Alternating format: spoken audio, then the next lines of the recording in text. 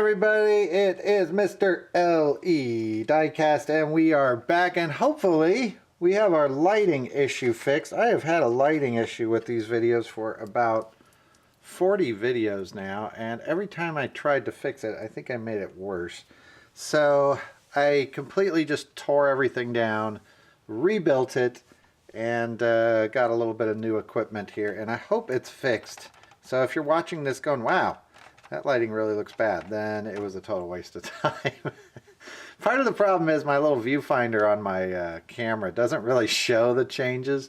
The viewfinder doesn't show the same thing as the camera, so I'm kind of shooting blind. All right, well, we're going to be looking at some Hot Wheels classics today.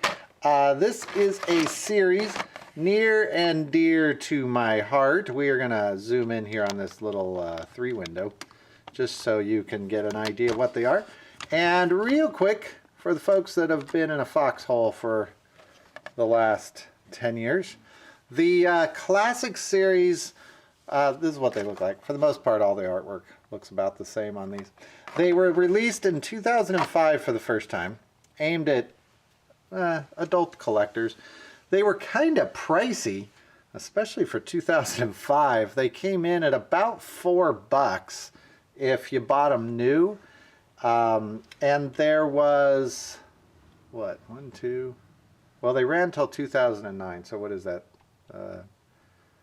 1, 2, 3, 4, 5 series, yeah. So there was 5 series, and there were various numbers of cars in the series. I'll show you the backs of these real quick. That'll show you the cars in them. Not particularly hard to find. Now, some of them are. The trick with the classics is they come in a bajillion of colors. Each car actually had a bajillion of colors for you to collect.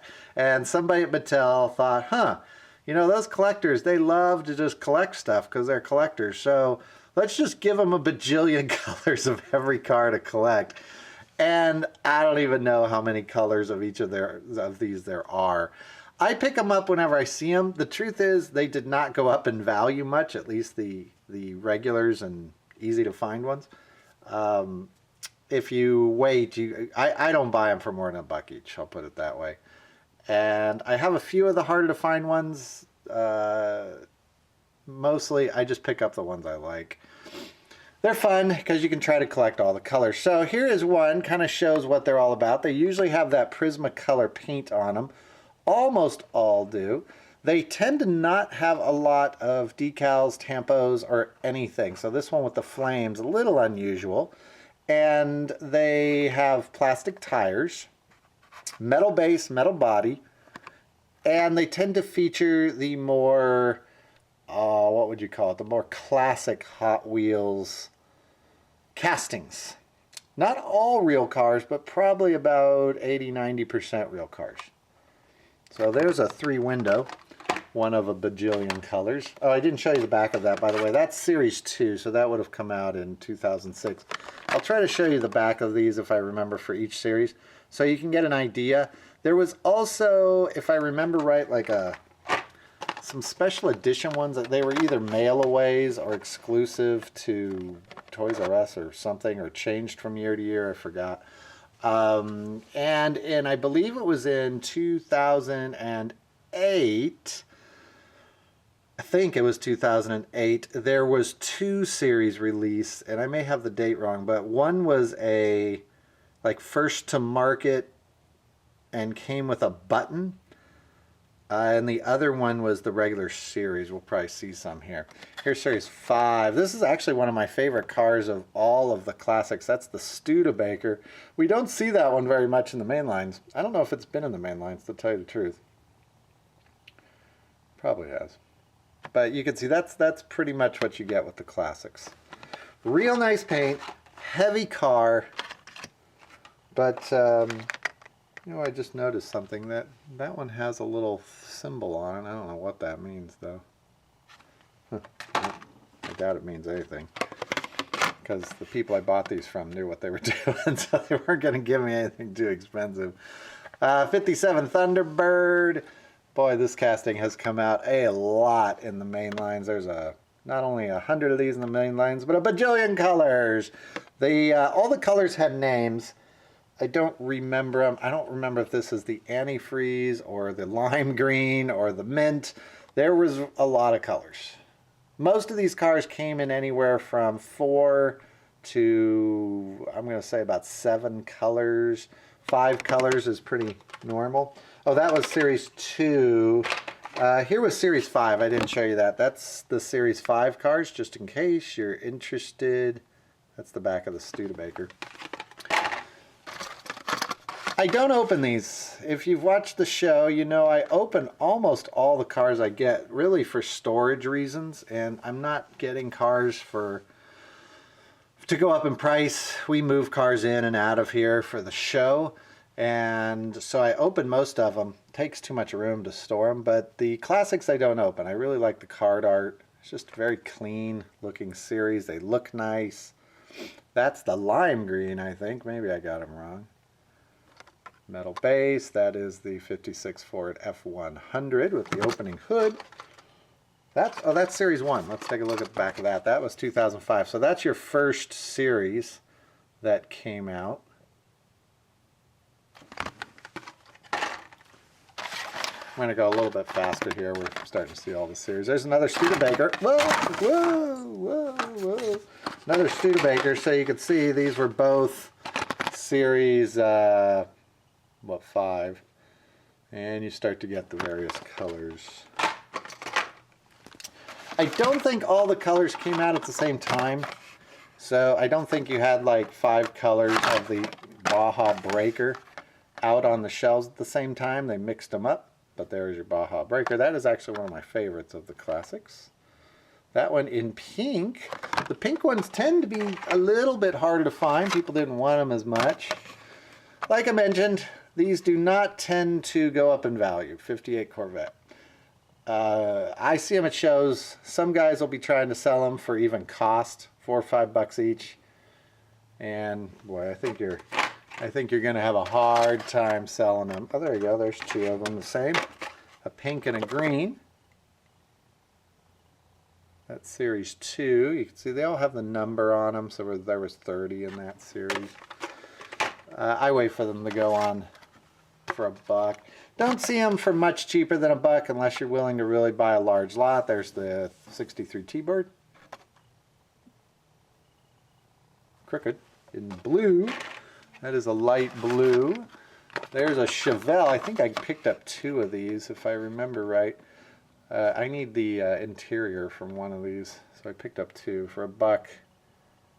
When you do customs and you need a part, if you can find it for $1, you'll grab it every time. Because you don't want to pass up. It might be a couple months again before you find that car. I'm finding it in my room, my collection. There's Baja Breaker in a copper. Metal body again. That is Series 1.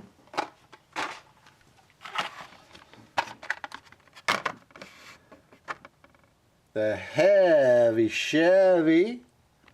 Oh, that's a classics Hot Wheel. That one in silver. That's not Zamac, that's silver.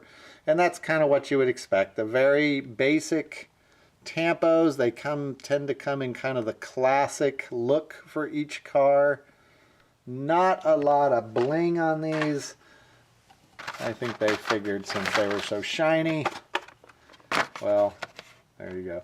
There's the Dodge Charger. That one is probably one of my top 3 in this series, but you know if you watch the show that Dodge Charger, which looks very much like the Torinos that I like and the Cyclones, that is one of my favorites. I don't know if purple's quite my favorite, but that is a nice one. That is Series 1.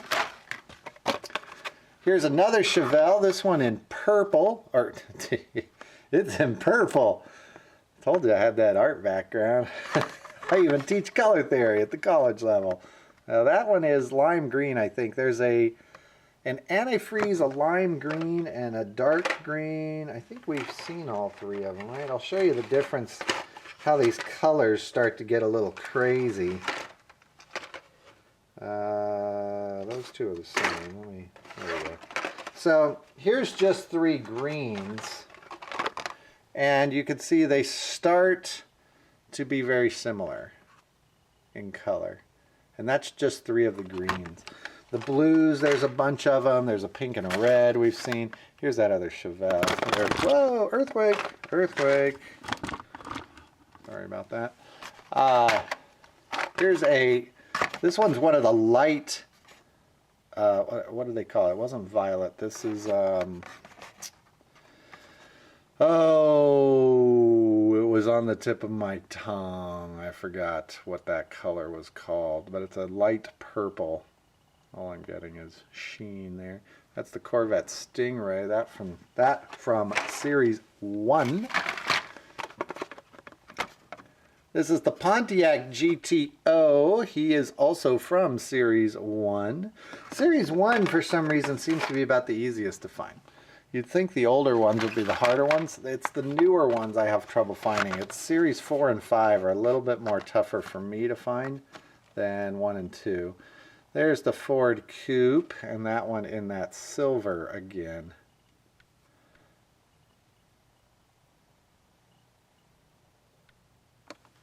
And like I said, there was a few more expensive spin-off like chase pieces on these.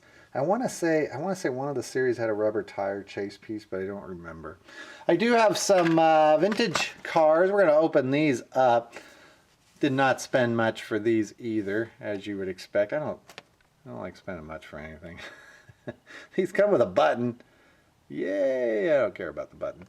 The vintage cars were reproductions of old Redlines, and you can tell they are vintage because they have a, let me get it right side up there, a 25th anniversary kind of stamp on them. There you go.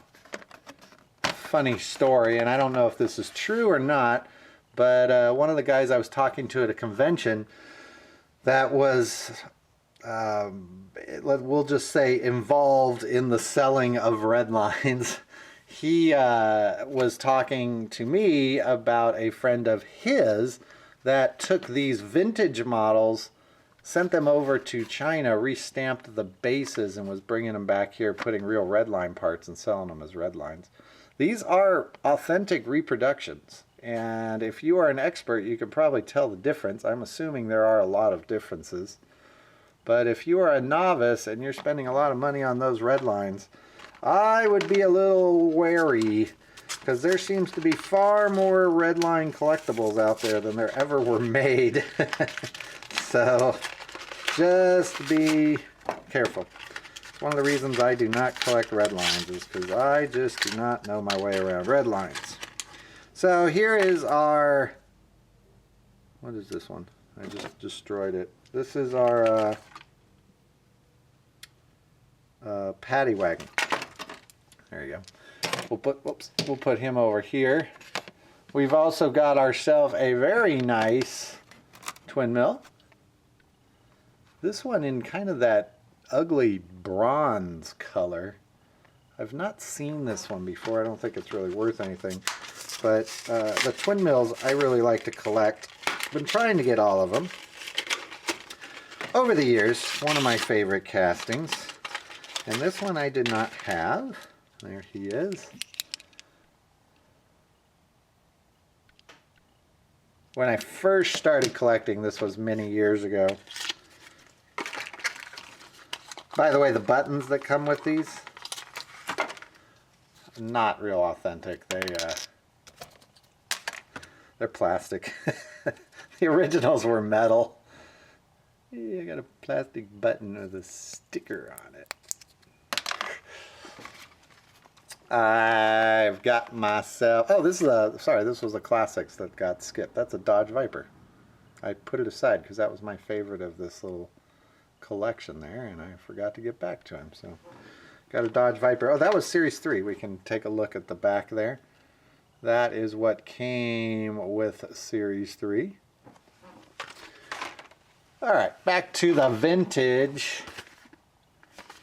And oh, we've got the other twin mill here. This one is in the brownish color. Another one I do not have.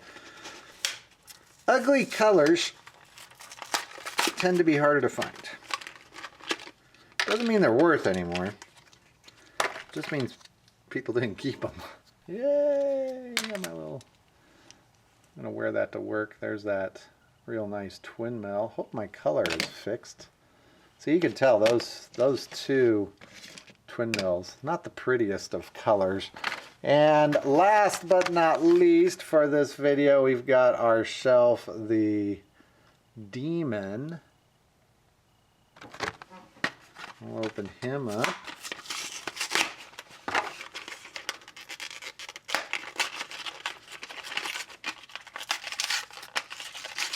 I have a few original red lines. A few. I have about 5 or 6 that are in near mint shape. We've probably got about 40 that are in decent shape, but kind of not mint. And we have a whole lot of vintage. Some of my friends come over and they don't know much about Hot Wheels. I can just tell them, see, red lines. Real nice. Now the real red line wheels on the original red lines would not have that little hole in them with the pin sticking through. The original red lines had a multi-part tire system that was pretty complex for its day. So that is one way you can certainly tell these apart when you are looking at them on the counter. The colors are a little bit different on these, and the way the color is sprayed on is different. I believe it certainly looks different to me. And then of course that base with that, where is it? There it is. That 25th anniversary stamped on it. You can see they still got the original date on them, but the dates don't really mean much as far as when that particular car was made. That's just when that casting was originally made. So I will zoom in there. We'll see how that color shows up on these guys. So that is going to do it for this episode. Thanks for watching, everybody. We'll see you later.